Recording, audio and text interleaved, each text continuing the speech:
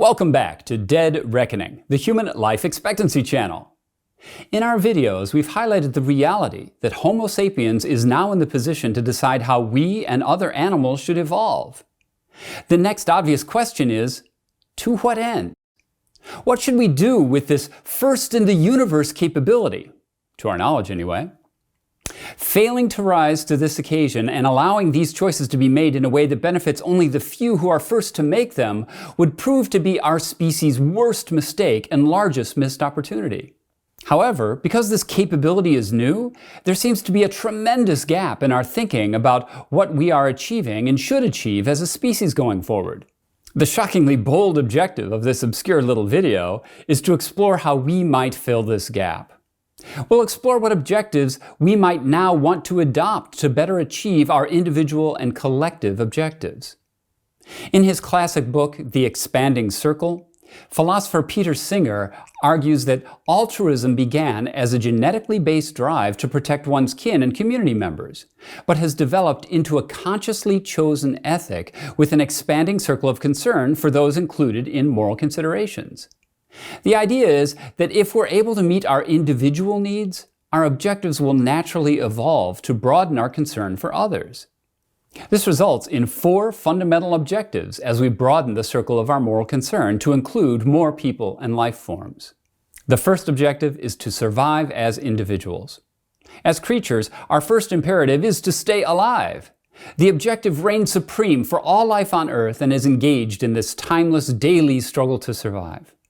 Since the will to survive is the strongest natural instinct for all species, it will remain the most powerful objective going forward. Whenever survival is threatened, it will quickly and instinctively become the only objective that matters. Objective 2 is to propagate and evolve our genes. When survival is not threatened, a second objective comes into play, namely, the gene-driven objective of propagating and evolving one species through sexual reproduction. In 1976, Richard Dawkins published The Selfish Gene, which established that we and all animals are subject to the tyranny of our genes. He wrote, quote, "We and all other animals are machines created by our genes, and that all living organisms are compelled to multiply their numbers with the ultimate objective of propagating their genes." However, as we discussed in the How Will Exponential Growth End video, the problem with propagating our genes is that we've been so successful in achieving this objective at an individual level that many believe our population growth to be unsustainable at the species level, which necessitates that we must gain control over this primordial drive going forward. This cannot be solved at the individual level and presents an unprecedented species-level challenge to the objective of propagating our genes. This, and other challenges to our species, such as climate change, pandemics, nuclear war, etc., give rise to a third objective. Objective 3 is to achieve species-wide objectives. The first 2 objectives we share with all other life forms, but the third and fourth objectives can only be adopted by humans because they require cognitive choice. The third objective that an increasing number of people are adopting is to achieve species-wide objectives other than mere propagation. If our short-term needs for survival are met and we're able to have children if we want them, then the goal of achieving species-wide objectives can rise to the top of the list. If you discard the notion that from a universal perspective nothing matters, the next place to go is that we matter and that ensuring human survival into the future is top priority. It seems natural that avoiding extinction and extending global human life expectancy should be among the first such species-wide objectives. And addressing the 7 existential challenges facing humanity that we've highlighted in recent videos is a great place to start.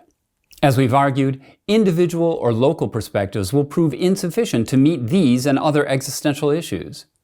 Doing so will require us to perceive complex threats to our species and collectively change our behaviors to mitigate them. We must increasingly think and act globally at the species level to achieve these objectives. It remains to be seen whether we'll be able to coordinate as a species on the issues that now urgently require it. The challenge is steep and may well require setting aside some individual, local, and short-term needs. This would be against the trend of the last 100 years toward increasing liberalism, where the rights of the individual are given primary importance. Recent evidence has reminded us how easy it is for politicians and people they govern to be swayed by nationalism and me-first thinking, which is the antithesis of what's necessary to address these species-level challenges. Governments may struggle to adopt longer-term global objectives when short-term needs could always be better met, and when adopting global imperatives might be misunderstood or worse characterized as being contrary to local objectives, or worse yet, kowtowing to some external interests. To enable us to think and act as a species and avoid and mitigate global catastrophes, we must redouble our efforts to ensure that individual and local needs are sufficiently well met. Until this happens, local imperatives to survive and propagate will continue to win out over species-level concerns.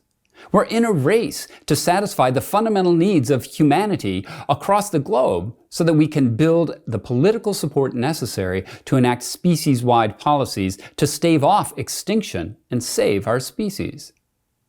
Extending and equalizing human life expectancy across the globe is a reasonable objective to help humanity get to this point. Some countries and peoples will inevitably adopt this objective before others. For example, the wealthy can afford to adopt species-wide objectives without suffering large current losses. They're wealthy enough to sacrifice some of their short-term and local interests for the long-term global good. Some cultures also elevate the achievement of group objectives more than others. It's possible that Americans and others that have prized individual rights over group rights may be less well suited to adopt this objective compared to, for example, the Chinese and others that have been raised with the notion of sacrificing personal objectives for the greater good. Realistically, we may be decades away from the place where multiple large countries can faithfully adopt species-wide objectives. In the meantime, it may be easier for individuals and groups that have their current needs sufficiently well met to focus on species-wide issues than for our governments to do so. Groups of people that have achieved the first two objectives of humanity, survival and propagation, can and should increasingly focus on global, species-wide issues. We've seen this recently as billionaires have made high-profile forays into philanthropy, space exploration, and other endeavors to benefit mankind. But there's plenty that non-billionaires can do. For perspective, for the first time ever, the vast majority of humanity now has food, water, and shelter, and is free to procreate under local customs and laws. Many also enjoy riches that surpass anything that past kings could have hoped for, including access to modern healthcare, and the knowledge of humanity over the internet, the ability to speak with pretty much anyone, anytime, and countless luxuries such as a varied diet, bug nets, air conditioning, airplanes, and so on. And increasing numbers of us perceive the long-term existential impacts of humanity's current activities and are looking for ways to make a difference. To quote Margaret Mead, "Never doubt that a small group of thoughtful, committed citizens can change the world. Indeed, it's the only thing that ever has." We'll offer specific suggestions for what you can do to help us all live longer in an upcoming video. But to start, we'll need to leverage the dead reckoning framework to measure, track, and prioritize our species-wide issues over time and accelerate our progress in addressing them. We'll also need to leverage humanity's unique ability to communicate, align on our goals as a species, and coordinate our actions globally. This makes it imperative for politicians and the media to accurately and responsibly communicate the risks so that an informed population will support plans that will likely require coordinated investments and actions in return for reduced risks. We humans have always been exceptional in our ability to communicate and coordinate our actions as a group. While many other animals, including bees, ants, fish, birds, mammals, and primates, work together and can have complex societies, we seem to be uniquely able to change our individual and group behaviors based on our ideas, which are the fruits of our uniquely evolved and imaginative brains. Bees can't suddenly decide to serve a new queen, or the bee workers can't strike for their rights. Historically, coordinating our actions in small groups allowed us to kill prey that's much stronger and faster than we are individually. Coordinating actions in large groups allowed armies of some villages, kingdoms, and countries to triumph over others, resulting in the geopolitical world as we know it today. There's plenty of evidence that we're moving in this direction as a species. Global economic interdependence has grown exponentially in the span of a generation as a result of great technological process and associated policies that were aimed at opening national economies to global competition. Exports grew more than 40 times since 1913, and today about 25% of global production is exported. Our communication is increasingly global over the internet. Our language is increasingly global, and it looks like this trend will continue. We've actually made excellent progress in global coordination and governance. In 1920, the League of Nations was established with the objective of maintaining world peace.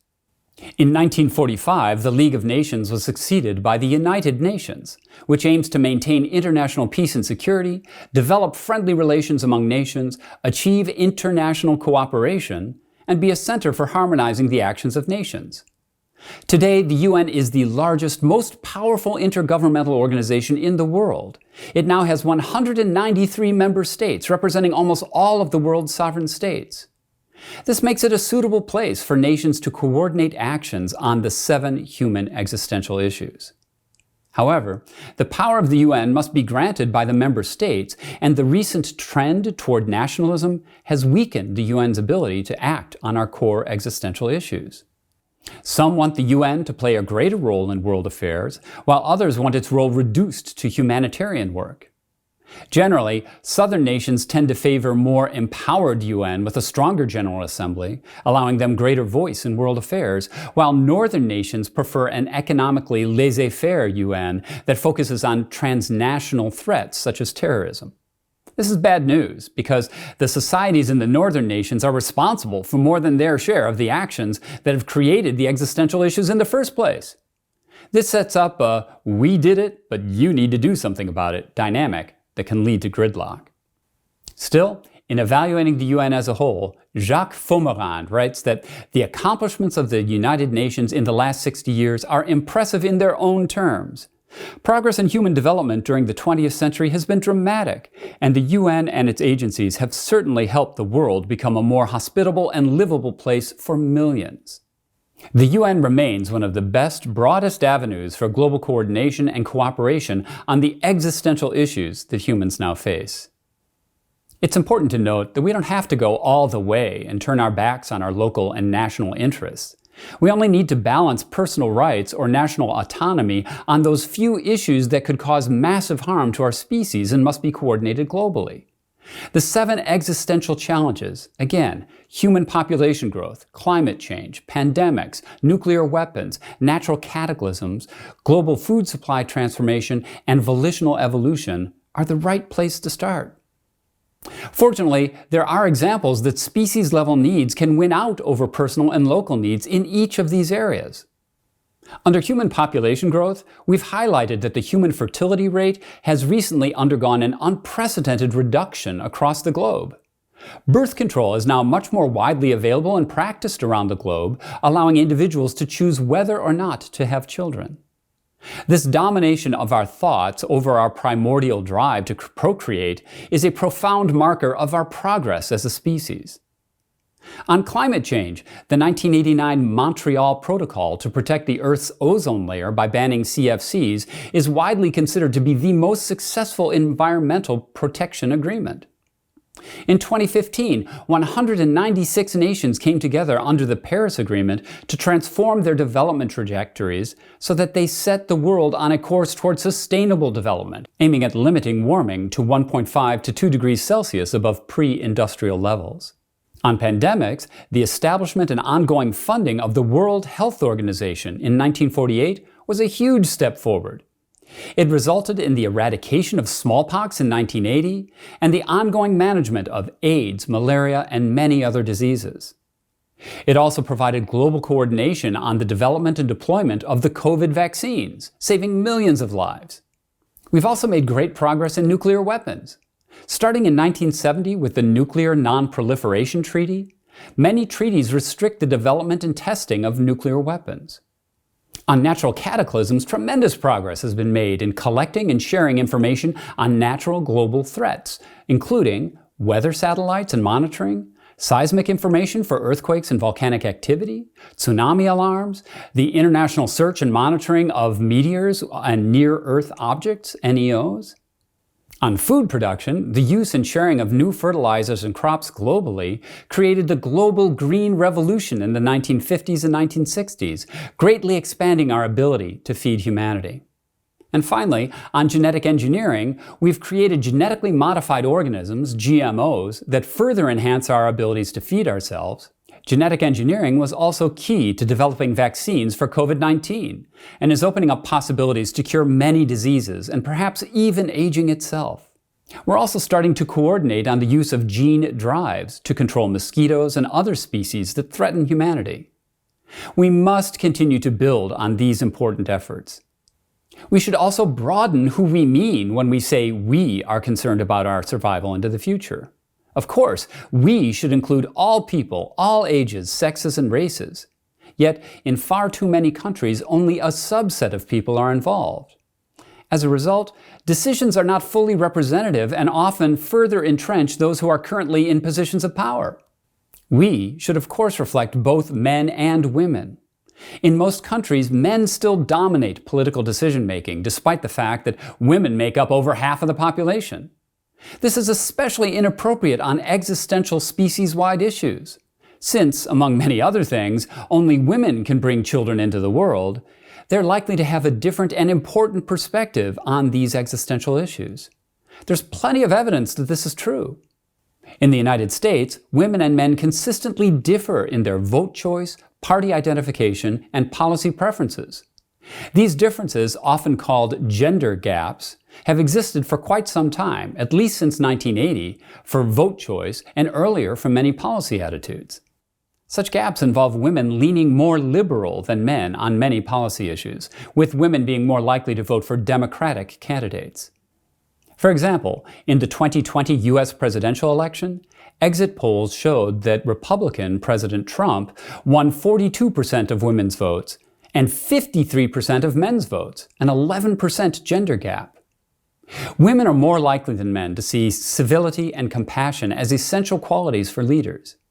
Of course, we should also reflect different races. Different races often have different political preferences. For example, Louis DeCipio, political science professor at the University of California, Irvine, said that in the 2020 U.S. presidential vote, Trump was estimated to have won about 57% of white votes nationally, with a huge state-to-state variations linked to factors such as education and age, and that African Americans, Latinos, and Asian Americans voted strongly for Biden.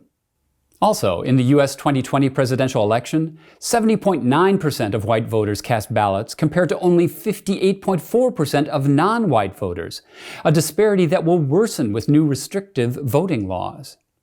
This leads to an unjust underrepresentation of non-white voters in America, which we must work to rectify. We should also reflect not just the older people that are in power today, but younger people who have a larger stake in the future. Greta Thunberg, Time's 2019 Person of the Year and winner of the Gulbenkian Prize for Humanity in 2020, during her 2019 speech at the Climate Action Summit, she berated older politicians. "How dare you come to the young people for hope? The eyes of all future generations are upon you, and I say that if you choose to fail us, we will never forgive you." In the 2020 U.S. presidential election, voters under age 30 leaned heavily Democratic, voting Joe Biden over President Donald Trump by a wide margin, 61 to 36%. And of course, we should also reflect future generations. Some cultures are better at this than others. The great law of the Iroquois American Indian tribe is, quote, "In every deliberation, we must consider the impact on the seventh generation." Contrast this with the focus on short-term political or financial advantage that dominates current thinking and planning in many countries. Also, one obvious but underappreciated implication of existential issues is that extinction not only involves losing the lives of everyone living today, but losing all the future human lives that would otherwise have continued for millennia. From a pure utilitarian standpoint, if you give the lives of potential future humans any reasonable, though lesser, weight than the weight you would give to humans that are currently alive, then things that threaten humans with extinction should count significantly more than those that would only affect humans that are alive today. While individuals and groups of individuals, especially those whose current needs are not being met, often don't think this way, this simple conclusion seems inescapable. Concern for the environment, about nuclear Armageddon, and other existential matters are materially based on the premise that such actions will save future generations. At no time in human history has this type of thinking been more in need, because at no time have the actions we've taken so clearly and credibly threatened our extinction. Let's now move on to the fourth objective, to protect, propagate, and evolve other life forms. As we begin to achieve species-wide objectives for humans, we'll inevitably begin to broaden our circle of concern and include other species. After all, even from a selfish gene perspective, we share almost 99% of our genes with other great apes, and over half of our genes with birds and even fish. This gives rise to Objective 4, again, to propagate and evolve other life forms. Essentially, this objective is for us to become guardians and curators of life on Earth. If this objective sounds overly bold, grandiose, or as though we're playing God, let's acknowledge that, as mentioned in our Ethical Perspectives video, searching for ways to extend and improve our lives is a natural part of being human. Embracing this quest does not call our humanity into question, it affirms it. Also, in fact, we're curating life forms already. We're just doing a particularly poor job of it. Given that over 90% of the biomass of animals weighing over 1 kilogram are either human or are domesticated animals, we've already done plenty to evolve and curate other species to meet our needs. The question behind this broader objective is, can we learn to protect and serve all species versus exploit them for our own gain? You'd think that since 1859, when Darwin's Origin of Species firmly placed Homo sapiens on the tree of life that contains all other life forms, rather than above or superior to other life forms, we would have made significant progress on this. After all, over billions of years, we have evolved from single-celled animals and are cousins of all life forms. Why limit our moral concern to just the human form of we? The unfortunate truth is that we haven't had much to say for ourselves on protecting the interests of other species. Since the time of Darwin, we've caused an unprecedented extinction of other species, and today we still breed and kill billions of other animals yearly to support our survival. Real progress began a century after Darwin. In the 1970s, Francis Moore Lappé authored Diet for a Small Planet, and Peter Singer authored Animal Liberation, both of which noted that current meat-eating practices of Western society are unsustainable and probably immoral. In 1971, Greenpeace was founded to expose global environmental problems and promote solutions that are essential to a green and peaceful future. And in 1980, PETA, the People for the Ethical Treatment of Animals, was founded to remind us that animals are not ours to eat, wear, and experiment on, use for entertainment, or abuse in any other way, and to give a voice to other species that are unable to represent themselves.